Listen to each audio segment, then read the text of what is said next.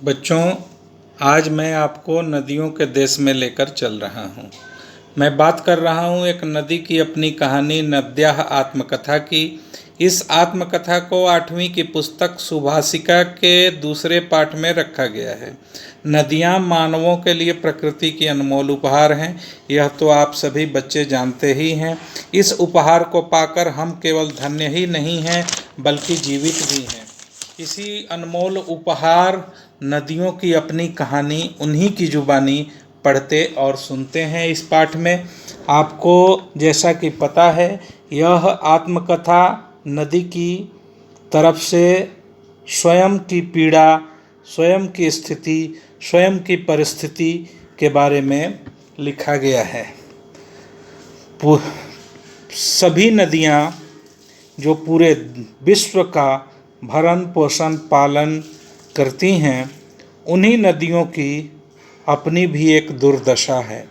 उस दुर्दशा को प्राप्त होने में नदियों का योगदान नहीं है, बल्कि जिन मनुष्यों के लिए वह अनमोल उपहार हैं, उन्हीं मनुष्यों ने इन नदियों को इस दुखदाई और पीड़ादायी परिस्थिति में लाकर खड़ा कर दिया है। तो आइए अब नद्याः आत्मकथा में हम पढ़ते हैं इस पाठ को। अहम नदी अस्मि, मैं नदी हूँ। अहम अस्याः वसुंधरायाः सौंदर्यम् अस्मि, मैं इस धरती की सुंदरता हूँ। मम साम्राज्यम संपूर्णे विश्वे अस्ति, मेरा साम्राज्य पूरे विश्व में विद्यमान है।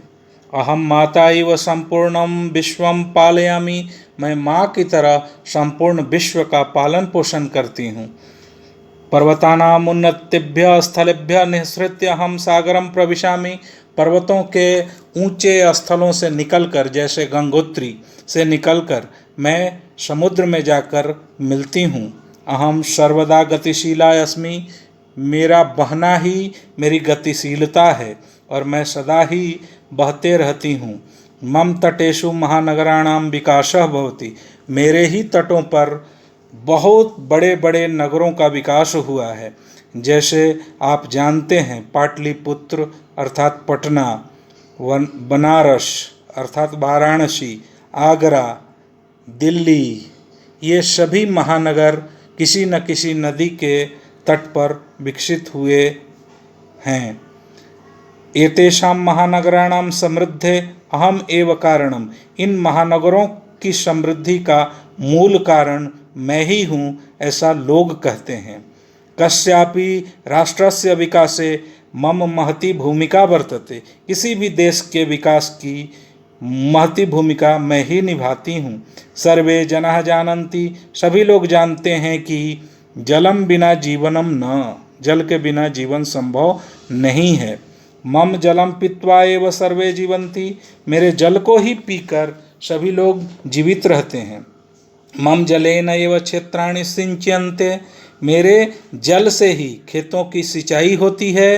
अतः अहम भोजनेन अपि जनान पालयामि, इसलिए मैं भोजन के द्वारा भी लोगों का पालन पोषण करती हूँ। राष्ट्राणाम विकासाय विद्युतः महती भूमिका विद्यते, आज के संदर्भ में देशों के विकास के लिए बिजली की महान भूमिका है। मम जलात् एव विद्युत उत्पाद्यते, मेरे ही जल से विद्युत का उत्पादन होता है, बिजली का उत्पादन होता है। भारते मम अनेकानि रूपानि सन्ति, भारत में मेरे अनेक रूप हैं। जैसे झारखंड प्रदेशे अहम गंगा स्वर्णरेखा अजयः कोयलः दामोदरः इत्यादि नामभिः प्रवहामि, झारखंड में मैं गंगा के नाम से, स्वर्ण रेखा नदी के नाम से, जो रांची के नगरी से निकल करके बंगाल की खाड़ी में मिलती है, उसी प्रकार से अजय और कोयल, कोयल नदी के नाम से जो रांची के पठार से निकलती है, इसी प्रकार से दामोदर इत्यादि नदियां भी इस राज्य की प्रमुख नदियां हैं। बिहार उत्तर प्रदेशे हम मातृरूपे गंगा इति नामना पूज्यास्मि, बिहार और उत्तर प्रदेश में मैं माता के रूप में गंगा के नाम से सभी के द्वारा पूजी जाती हूँ। उत्तरस्याम दिशि अहम सिंधु नामना विख्याता, उत्तर की ओर मैं सिंधु के नाम से प्रसिद्ध हूँ। उत्तर की ओर मैं सिंधु के नाम से प्रसिद्ध हूँ। यह सिंधु नदी तिब्बत के पठार से निकलकर पाकिस्तान, भारत और चीन, इन 3 देशों में बहती है। दामोदर नदी के ऊपर तो आप जानते ही हैं, दामोदर नदी घाटी परियोजना चलती है। इसी प्रकार से दक्षिण दिशायाम अहम कावेरी गोदावरी कृष्णा इति नामना प्रवहामि। दक्षिण भारत की ओर मैं कावेरी के नाम से, गोदावरी, कृष्णा इन नामों से मैं बहती हूँ। आपको पता है कि कावेरी कर्नाटक और तमिलनाडु में बहने वाली नदी है, कृष्णा महाराष्ट्र, कर्नाटक और आंध्र प्रदेश की नदी है। उसी प्रकार से गोदावरी महाराष्ट्र से निकलकर बंगाल की खाड़ी तक बहती है। जैसा कि आपको पता है, पश्चिम दिशायाम अहम नर्मदा, वापी, माही, साबरमती, लूनी इति नाम भी प्रवहामि। इसी प्रकार से पश्चिम दिशा में, पश्चिमी भारत में मैं नर्मदा, वापी, माही, साबरमती और लूनी इन नामों से बहती हूँ। ये सभी मेरे ही रूप हैं। भिन्न भिन्न नामों से मैं ही इन रूपों में, इन नामों के द्वारा भिन्न भिन्न क्षेत्रों में बहती हूँ। इसी प्रकार से महानदी, कोसी, ब्रह्मपुत्र, ये सब भी मेरे नाम हैं।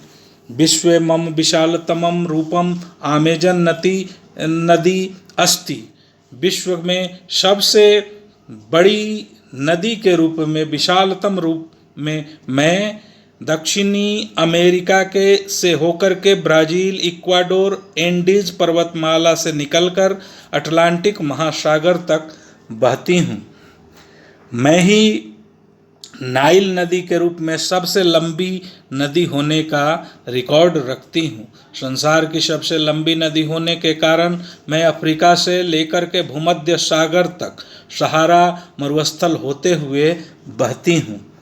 इतना ही नहीं, भारतवर्षे यत्र जलस्य अभावात् कृषि न भवति तत्र सर्वकारः महाबंधान निर्माय जल संचयम करोति। भारत देश में जहाँ जल के अभाव के कारण खेती का काम नहीं हो पाता है, वहाँ केंद्र सरकार तथा राज्य सरकारें मिल करके बड़े बड़े बांधों का निर्माण करते हैं और उन बांधों के द्वारा हमारे ही नदियों के जल का संचय करते हैं।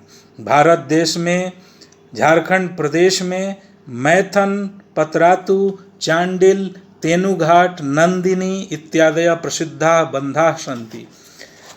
भारत के झारखंड प्रदेश में मैथन जो धनबाद में है, पतरातू जो रामगढ़ में है, चांडिल जो सरायकेला खरसावां में है, तेनुघाट जो बोकारो में है, नंदिनी जो लोहरदग्गा में है। इन बड़े बड़े बांधों के द्वारा इन डैमों का निर्माण किया गया है। बिहार प्रदेश में भी अनेके बंधा सन्ति। बिहार प्रदेशे अपि अनेके बंधा सन्ति। बिहार प्रदेश में भी अनेक बांध बनाए गए हैं। सोन नद्युपरि इंद्रपुरी बंधः प्रसिद्ध। सोन नदी के ऊपर बनाए गए इंद्रपुरी बांध को सभी जानते हैं।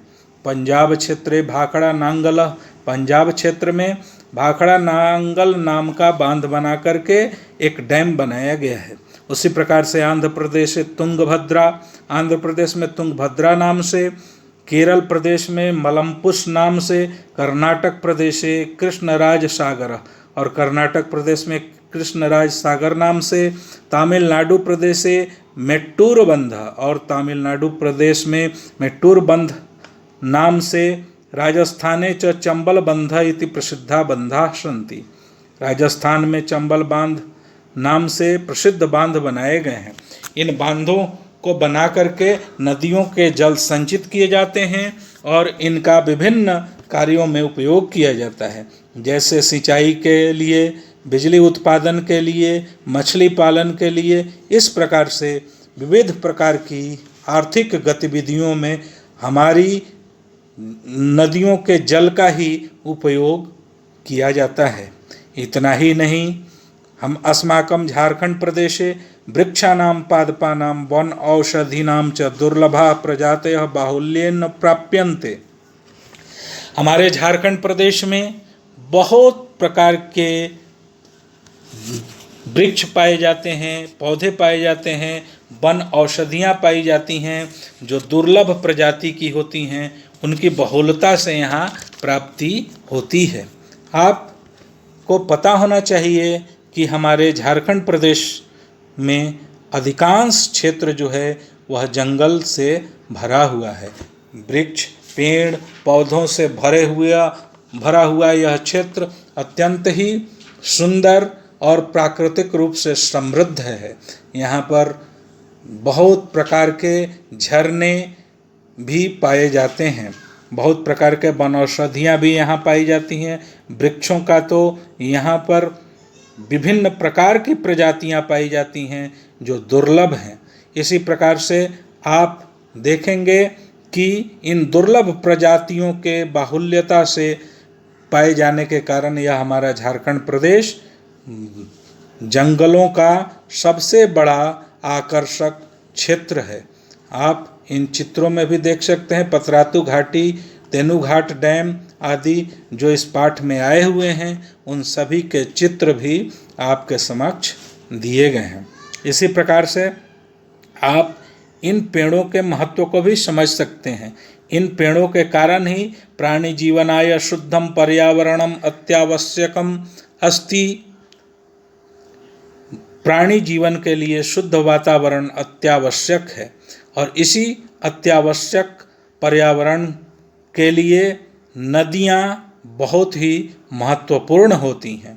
परंतु अनेके जनाः यंत्रालयानां विषमिश्रित रसायन पदार्थानां मम जले क्षिपन्ति। लेकिन अपनी घोर निराशा के साथ मैं कहना चाहती हूँ कि अनेक ऐसे दुर्बुद्धि लोग हैं जो अपने औद्योगिक कल कारखानों के विष मिश्रित रसायन पदार्थों वाले जल को मेरे में डाल देते हैं। मम जलम प्रदूषितम कुर्वन्ति, और मेरे शुद्ध जल को प्रदूषित कर देते हैं।